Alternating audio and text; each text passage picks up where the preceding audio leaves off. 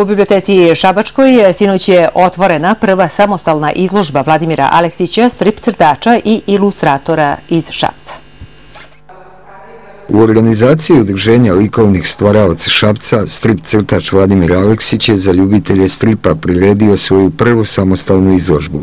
Inače, ovaj umetnik je jedan od pokretača strip magazina EON i jedan od inicijatora održavanja prvog šabačkog festivala stripa.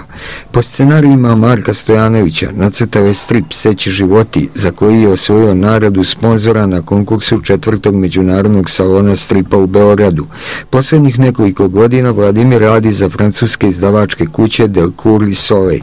Do sad sam izlagao svoje radove sa drugim strip autorima, mada i strip je takav medijum da u principu, znači bitno je da se oštampa, a ne toliko izložba, ali ovo super mi izgleda. Znači ovdje su neke strip table iz 2 albuma koje radim za Francuze, i znači ima nekoliko tabli iz Vekovnika koje sam radio za Politik i Zabavnik, i znači ilustracije, znači mahom su ilustracije iz Politikinog Zabavnika i nešto ilustracija što sam radio za agenciju Behave englesku.